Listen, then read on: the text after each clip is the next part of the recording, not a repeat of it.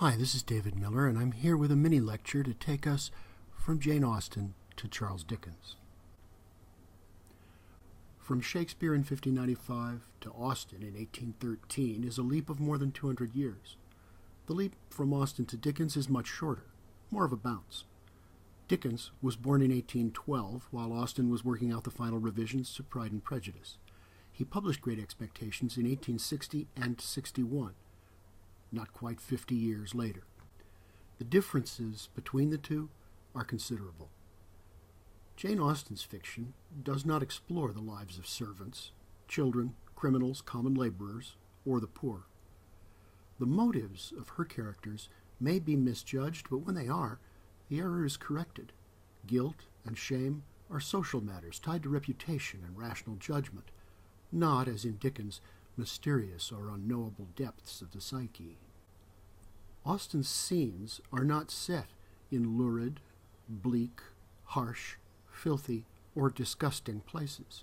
Her plots feature no murders, no savage beatings, or fatal accidents.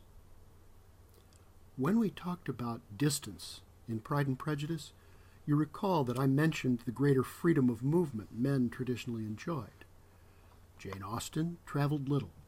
She sat and wrote in the parlor of a house shared with her mother and sister, ready to hide her writing at a moment's notice if she heard the creak of the door that meant someone was coming.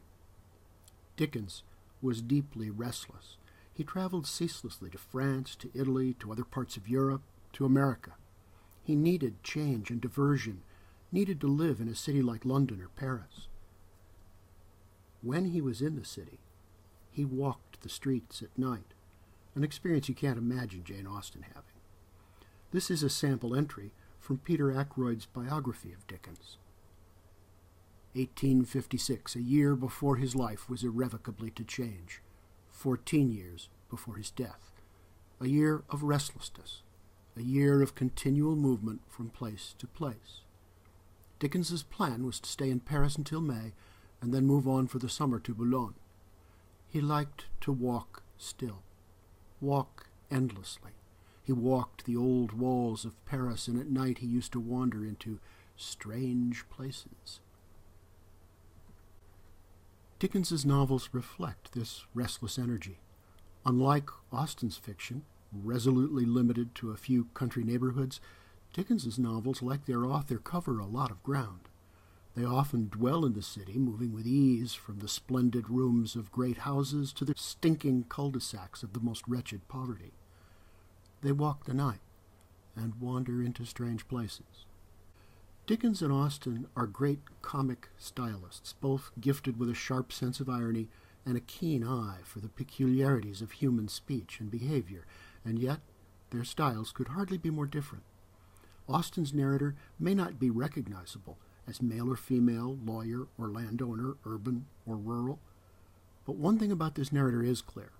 The voice is that of an adult. It speaks with poise and measured wit, and a thorough knowledge of the social world it describes. The point of view is omniscient. Great Expectations is told in the first person, and that makes a huge difference. It is also told, in Volume 1, from a child's point of view, something we can't imagine Austen's style doing for all its precision and subtlety. This was, in fact, one of Dickens's great innovations. He was the first English novelist to use children as narrators.